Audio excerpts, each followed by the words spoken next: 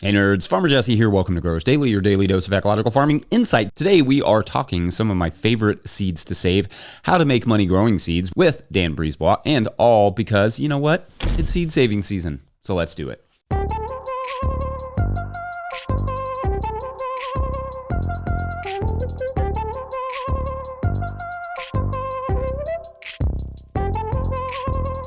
All right, welcome in, y'all. I hope everyone is doing well today. So we've got a great little episode for you all today about seeds.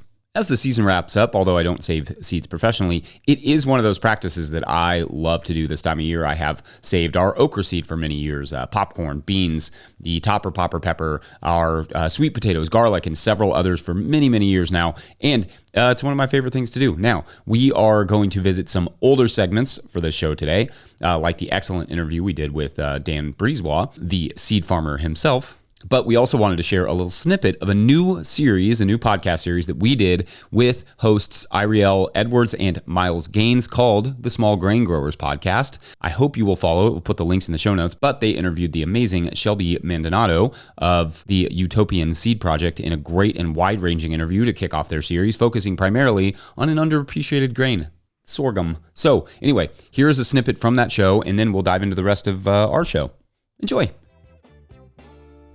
Coming from essentially a background in like market farming or, CSA models, I hadn't really been exposed to grain growing, like small scale grain growing. For me, even as someone who's been farming for a decade, like if I think about grains, I'm like thinking of like massive multi-thousand acre farms in the Midwest, and like wheat or something like that.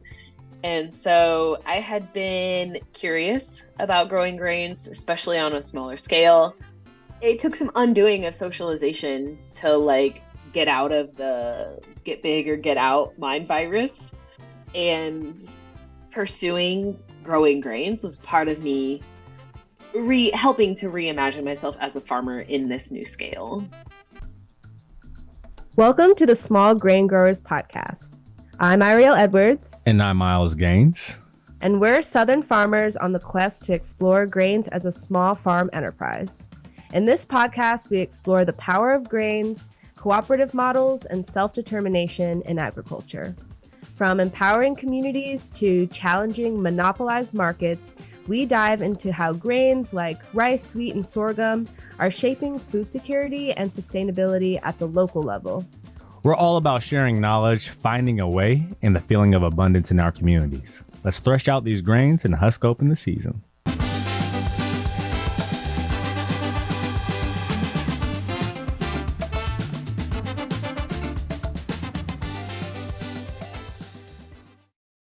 All right, so one of the things we're doing this week is that we're going to dedicate a lot of it to seeds. We're calling it Seed Week. Dan Brisebois, who you will hear from in the third segment of the show, has released a new book called The Seed Farmer that comes out this week, and I'm super excited about that because one of the things that makes Dan's work so special and important is that he brings seeds and market gardening together. Like, you don't have to be a seed producer or a market gardener or a seed saver and a gardener. You can be both.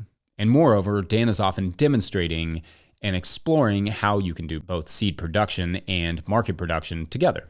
That's a lot of what his new book, The Seed Farmer, is about, and I love that. I love that seed production often gets relegated to this idea that it's only for either large-scale seed farms or small backyard gardeners who have the time to save their own seed. But that is just not inherently true, and Dan has developed systems on his large, primarily CSA-focused farm for saving and breeding and selling seed. And anyway, I'm excited to share his work a bit each day this week, except Thursday, which I will take off to be with family for Thanksgiving, which is a long day of cooking, but is a requisite for my favorite festival of the year, Turkey Sandwich Weekend. Anyway, we have been producing some of our seed for years on our farm, but not nearly enough and not on a production scale. But I'm definitely interested in pursuing seeds more seriously, especially as a farm product. The things that we have been producing or saving seed from over the years are things like our red burgundy okra. I think we have saved the seeds on that for something like 11 years. It could be 12, I'm not sure. So it's pretty well adapted to us here in Kentucky now. And as I was selecting plants from which I wanted to save seed, which is fairly easy. You just have to forget to harvest a few pods, and not to brag, but I'm pretty good at that. Anyway, as I was selecting, I was generally selecting for shorter plants because what often happens with okra is that it just gets too tall too fast. So it was fun to not only adapt that crop to our climate, but our harvesting needs as well. Another crop we have saved seed for on forever is garlic, obviously. It would be pretty expensive to buy all new garlic seed every year, I imagine. Seed garlic is often running around $20 to $30 a pound. I haven't really had to select for anything but size on our garlic since the garlic we got was so well adapted already to our area. I cannot emphasize enough how important it is to get regionally adapted garlic, even if it's a little smaller and you have to breed it up.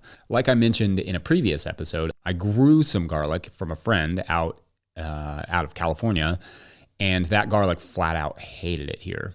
Like, it was almost complete crop loss right next to my regionally adapted garlic. Music is the variety we grow. That was over there like, what's up with the new kid? But what survived of that Cali garlic just went back into the ground. And this fall, it's getting its third growing season here. Basically, I've slowly adapted it, but it took a full season with nearly 90% crop loss the first season to even start. I'd actually be curious to hear if anyone in a wet region has ever received garlic that just flat out failed for them the first year for no obvious reason. Let me know. I think that's probably happens more than people realize. We've saved like heirloom tomatoes many a time, but I'm less interested in saving those for fear of transferring any diseases.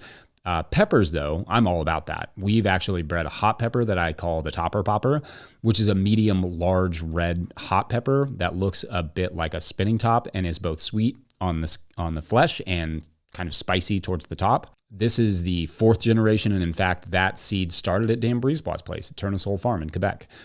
The one thing I really want to work on is heat tolerant lettuce for humid climates. That's my big project going into the next year. I need a good summer lettuce or two, preferably with the heat tolerance of Muir, but with smaller leaves that could fit into a salad mix better. That project will be a big part of next season for sure, and I can't wait. I also want to breed more peppers because peppers grow really well here, and I love growing peppers with a passion. Not that seed saving isn't hard, but I kind of view adding some seed production or seed contracts as a possible way to slow down on the hustle of market gardening as you get older. So perhaps starting now will give me better perspective and experience as I grow up. Anyway, yeah. Let me know what all seeds you produce or save, and I'm excited to dive a little into ways in which people can integrate seeds into their market gardens, and not just for regional adaptation, but potentially as a revenue generator. Today's episode is brought to you by Good Agriculture. If the season is picking up and the pile of receipts is starting to grow, you're not alone. Good Agriculture handles farm bookkeeping so you can stay ahead of the mess before it piles up. They keep your books organized each month, help you understand what's coming in and what's going out, and show you where your farm stands so you can make better business decisions throughout the season. If you're behind, they'll help get everything caught up. They also help farmers find funding and stay ahead of grant deadlines. You run the farm, they help the business. Learn more at goodagriculture.com/info. That's goodagriculture.com/info. All right, back to the show. Okay, so welcome, Dan. Thanks for joining me. All week, we are celebrating the release of your new book, The Seed Farmer. Very excited about that. It is available at no-tillgrowers.com. We're doing that with a series of seed questions. Today's question, I was wondering, let's say someone wants to get a seed contract to sell their own seed. What does that process look like? So to get well, I guess I should say thanks. It's great to be here. Next up, in terms of getting a seed contract, it's as simple as contacting a local seed company or a larger seed company that you might know and asking them if they take on seed growers for contracts. And then, so that's the easy part. The next part is they're going to ask you, do you have seed growing experience? And if you have grown seed, then it's going to be a lot easier to do the next steps, which would be to, like just to agree upon a crop that you might be growing for them, a quantity, a price, and those kind of things. If you have no seed growing experience, in that case, maybe one of two things could happen. One, they might ask you to grow some seed on your own and then come back later, or they might give you a trial seed crop, and that might be something that they need, like they need a lot of extra on, or like maybe you become a backup grower on something that they've already contracted for someone else, a variety that they might not mind having a lot in stock. And then if you don't fulfill your part of the contract, then they're not at loss. So that would be, I guess that's what happens if you didn't have that seed experience. How do you find people that buy seed?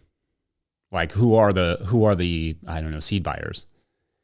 I don't know about like naming names specifically, but I think any seed company has to get its seeds from somewhere, you know? So all the small bioregional seed companies are either growing the stuff themselves or sourcing from places in their area. So like start off, if you know the bioregional seed companies where you are, contact them first. But also places like Johnny's High Mowing, Fedco, they buy from contract growers, and so there are openings too, but there might maybe not the first opening that you should jump into. What about just producing seed and then talking to the contractor? Do you want to do it in the reverse? You want to talk to the contractor first and then produce seed, or do you want to bring them some seed and show them what you've got? So if you bring seed to a company and then offer to them, that's technically not a seed contract. So you're growing it on spec in that case, and that might work. So we at Turnasol, we buy seed from contract growers, and we also buy seed from individuals who just happen to grow seed too. And so there's times where, you know, we might be low on a specific variety, and if we know somebody who happens to grow it, or if they offer it to us, we might be really excited about it. Now, if we've never bought seed from that person, we'll definitely do our due diligence to see if they have a reputation for having good seed. But there definitely is an opportunity. You know, one of the things is like, so there is a way you can make money growing seed on contract or growing seed on spec and selling it to a seed company. But what's really important is the relationship building, and a seed company is taking a risk on you when they buy seed the first time, because I mean, they don't know about that variety specifically. They don't know about you. They don't know if the variety is going to be true to type and show what it's supposed to be, or is it going to be crossed up? The germ test, they can test that before they purchase it, but they're still taking a bit of a risk on you. And if it's a contract, then they also don't know if you're going to deliver. And so initially, most seed companies will probably get into this relationship with a bit of caution, because like when you're selling seed to home gardeners or market growers, you have a lot on the line, and one bad seed lot can ruin your reputation. And so the seed company knows that, and they're just going to approach this relationship cautiously. However, if it goes well, they're going to be excited to strengthen this relationship and go deeper. And so I think that if you are interested in growing seed for sale, then be willing to take the time to, I mean, for sure, develop the good expertise to grow good seed, but also develop the time to build that relationship with the seed client, with the seed contract, or with the seed grower, or with the seed company. Take that time to build this seed company, so that it's a strong relationship. And that's also for your own part. In most cases, you know, the seed companies will pay you on time. I mean, they'll probably want to do a germ test first, but they will pay you on time, but they might not, you know, and so you also have something to lose in that relationship too. So it's taking that time just makes it better for everybody.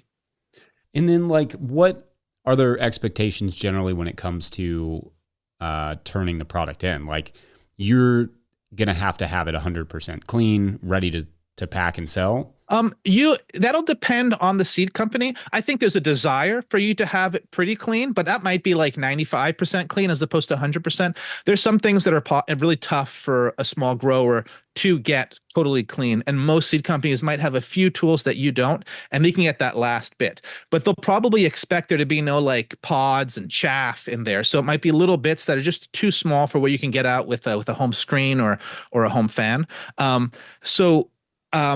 But they'll expect something pretty clean to come to them.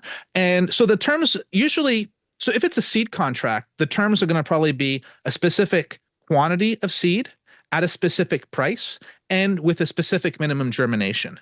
And there'll also be usually an isolation distance set. So like how far it is from another crop of the same species. So those things will probably be, part of the contract or part of the questions asked about the seed that you have. And before getting to the last step of delivering the seed, something that's really, really valuable, like the way that you make a seed company fall in love with you is you communicate about how the crop is growing. If you plant the crop and it's doing well, you say, we got the crops on the ground, they're doing good.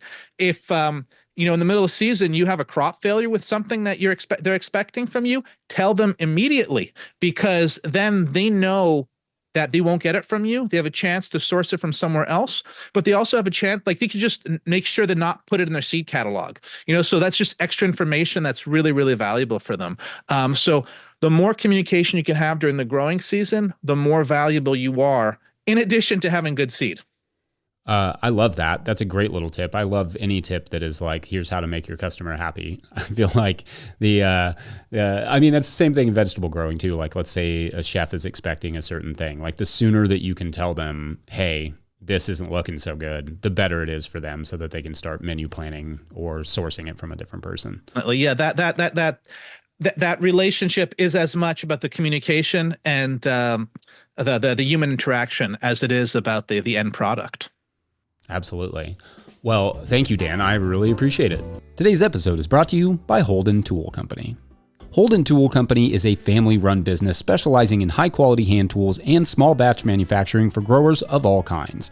They offer forged hoes, forks, scythes, sickles, pruning tools, orchard tools, and forestry tools featuring traditional European designs that are hard to find at ordinary garden centers. These tools are practical, durable, and made for people who typically do work by hand. Holden Tool Company provides thoughtful customer service, helping you choose the right tool for your body, crop, or task. Find them online at farmandgardentools.com and use the code NTG26 at checkout. That's farmandgardentools.com.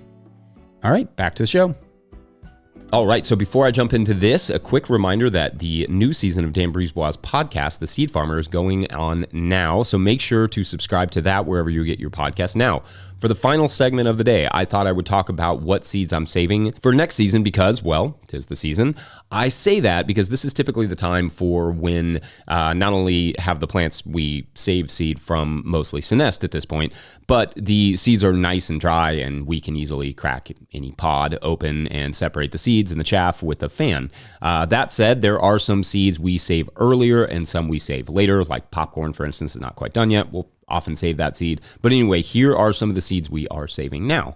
First is garlic. We always save our garlic seed from the year before. I honestly, unless you have a line on some really cheap and well-performing garlic, it's hard for me to see a way to make garlic profitable or worth it if you buy new seed every year. And by seed, obviously, I mean cloves. Seed garlic is often running like $20 to $25 a pound or more. So it just, the price adds up. Usually what happens is the first year you buy enough to, get enough garlic to sell some that you grew and also grow as much as you would want to replant the next year. And then that's when you sort of start to build up your garlic seed. Sometimes you don't even sell any that first year. You just grow it to grow up the amount that you have. If you are short on space, though, it may actually pencil out to buy new garlic every year, though. So, you would have to do that penciling. We also save okra seed. Now, it has only rained like 1/4 of an inch since the okra went into the ground or thereabouts, and I whimsically somewhat planted the teff beneath it because I just can't be normal. But I look forward to saving seed from the plants that do best because I'd like to breed okra that is better able to tolerate that sort of competition. Another one we are saving this year is our sweet onion seed. This is kind of a new one for me. We had some sweet onions last year, candy, an F1 hybrid notably, that did well and lasted the entire winter. So we decided this year to pop those into the ground in one of our tunnels where it could stay dry. We did that this spring to save the seed and see if we could start breeding out a sweet onion that might do better, even better in our climate. The one fun thing about F1 hybrids is you don't always know what you're going to get, but you will get like a wide range of genetics in that crop. So we're excited to just see what comes out. Also, we're saving the topper popper peppers. I've been working on for a few years, and some of you will remember I've talked about these before, which are starting to become basically tiny versions of bullhorns with a bit of a kick. Very sweet flesh, like maybe like a Carmen pepper, but with like a very mild heat. I think if I have one challenge with breeding crops, it's that I'm indecisive on what I want out of the pepper. So this particular pepper just kind of keeps evolving, which is fine too, I guess. I'm not looking to sell it or anything, but if I could get a consistent large bullhorn with a bit of spice to it, I think that's kind of like my perfect pepper. I always plan to save some seed on romaines, and then I chicken out. Or in reality, I'd kind of just end up needing that space where the romaines are going to seed for a different crop, and then I end up terminating it. But anyway, once again, no heat tolerant romaine breeding this year, as I always plan to do. But there's always next year, as they say. Sweet potatoes, I always save those, and that's an easy one. Like garlic, it doesn't cross pollinate, so no big challenge there in terms of saving the roots for next year to grow the slips from. Sunflowers are a cool one for me that I like to save every year, from what I don't have to battle for the finches for. For instance, in our Mulpa patch, there are these giant, like 12-foot tall sunflowers I'd like to save seed from for their shading abilities, not necessarily for their sunflower seeds.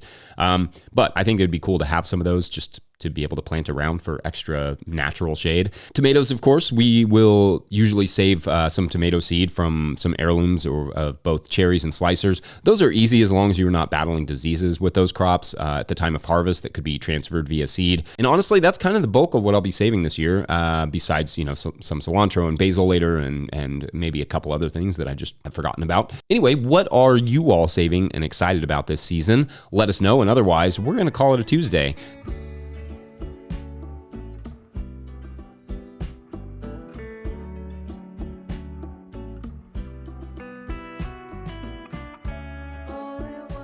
All right, I hope you enjoyed that little compilation episode. Don't forget, No Till Growers is a nonprofit 501c3, so donations are tax deductible and greatly appreciated. Please make sure to like and subscribe and or follow wherever you're getting this podcast. That's an easy way to help us out as well. Enormous thank you to all of our show sponsors. And if you'd ever like to sponsor the show, you can reach out to Farmer Michelle at notillgrowers.com. A huge thank you to Michelle. A big thank you to the No Till Growers Board of Directors. Huge shouts to Willie Breeding for the theme music, Mike Hilbert for the production help and editing, and my wife Hannah for absolutely everything in the world. Also, shouts to Epidemic Sound for the background music that you can hear.